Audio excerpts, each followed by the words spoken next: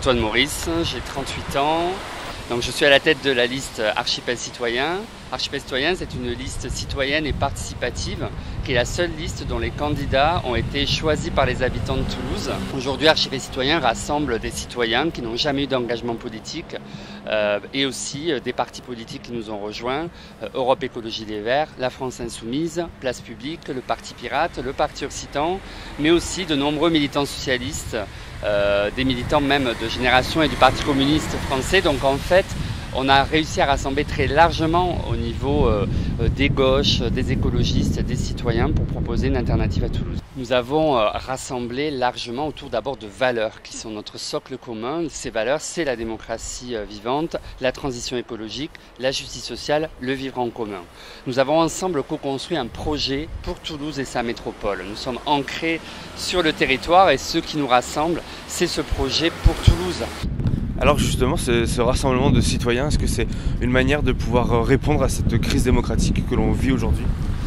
L'ADN d'Archipel Citoyen, c'est en effet de refonder un petit peu cette démocratie locale, faisant le constat d'un désenchantement et d'un éloignement de beaucoup de citoyens vis-à-vis du politique. On a réussi justement à faire converger pour refonder la démocratie locale, faisant aussi le pari de l'intelligence collective, de redonner du pouvoir d'agir et de décider aux habitants, avec le programme démocratique qui va permettre de développer la formation, de développer les espaces de proposition, de donner des outils de co-construction et de co-décision avec les assemblées publiques décisionnaires.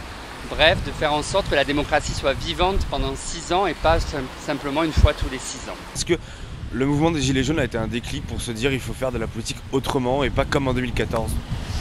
Le mouvement des Gilets jaunes, c'est un des mouvements qui marque cette crise démocratique. On a vécu en 2017 déjà la rupture avec les partis traditionnels qui ont perdu les élections, avec l'émergence de mouvements un peu en dehors des partis, même si le nouveau monde d'Emmanuel Macron ressemble beaucoup trop à l'ancien.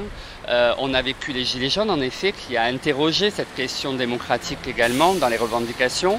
On a connu la mobilisation climat avec la jeunesse aussi, qui demande d'agir, qui demande d'avoir droit à la parole, à l'action et qui demande aux gouvernants d'être en phase avec les attentes de la population. Et donc nous, Archipel Citoyen, on s'inscrit dans cette histoire, dans ces mouvements pour dire oui, nous sommes convaincus que par le local, en plus, on peut répondre à la crise climatique. Par le local, on peut expérimenter des nouvelles formes démocratiques et nous nous engageons sur ces piliers-là. Alors le dernier sondage qui a été publié par la Dépêche vous donne en seconde position mais vous donne perdant dans tous les cas de figure face à Jean-Luc Moudenc. Est-ce que vous pensez que Jean-Luc Moudenc peut encore être battu ? Le sondage il témoigne que oui, une alternative est possible à Toulouse. Aujourd'hui, Archipel Citoyen a un socle déjà qui démontre que c'est le rassemblement capable de réussir cette alternative. Le socle aussi de l'ensemble des listes de gauche montre qu'il y a un potentiel d'avoir plus que Jean-Luc Moudenc. Donc ça veut dire quoi? Ça veut dire qu'il faut se mobiliser, qu'il faut aller chercher tous les habitants qui veulent une autre politique à Toulouse et sortir de l'asphyxie. Et pour cela, il faut que dès le premier tour, la dynamique soit amplifiée autour d'Archipel Citoyen et ensuite au deuxième tour créer les conditions d'un rassemblement pour qu'on ait une alternative gagnante à Toulouse. Je crois que la gauche peut être majoritaire, mais non seulement elle peut, mais elle doit, parce qu'aujourd'hui Jean-Luc Moudenc n'a pas pris la mesure de l'urgence climatique et sociale. Nous avons 10 ans pour agir, les rapports du GIEC le disent, pour enrayer le dérèglement climatique.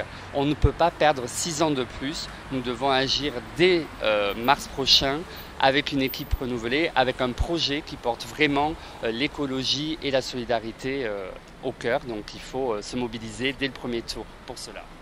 Et alors, justement sur l'écologie, on vous reproche parfois de vouloir une politique trop punitive. La punition aujourd'hui, c'est l'absence d'écologie. Qui subit les pollutions? Les classes populaires au bord de la rocade qui ont déjà plus de services publics, qui vivent dans des logements parfois indignes et qui en plus ont de la pollution.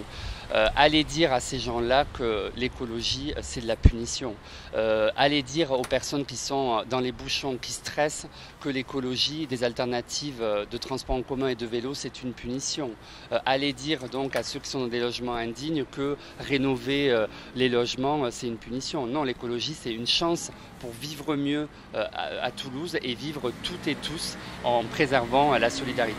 Si vous êtes élu maire de Toulouse demain, est-ce qu'on pourra toujours prendre la voiture à Toulouse? Est-ce qu'on pourra toujours se chauffer en terrasse d'un café. Nous pourrons à Toulouse nous déplacer mieux, en sécurité, notamment quand on veut se déplacer à vélo. Aujourd'hui, aucune continuité cyclable, pas de piste cyclable sécurisée. Donc nous voulons favoriser effectivement les déplacements en transport en commun et en mode doux, à pied, à vélo.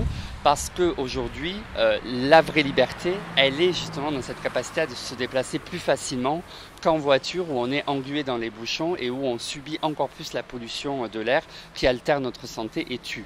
Donc nous, oui, nous assumons qu'il y aura le courage de privilégier le partage de l'espace public. Bien sûr, il y aura toujours des voitures à Toulouse, notamment pour celles et ceux qui n'ont pas d'autres possibilités, les personnes handicapées par exemple, mais on aura un nouveau partage qui favorisera les autres modes pour une meilleure qualité de vie, pour une meilleure santé pour toutes et tous.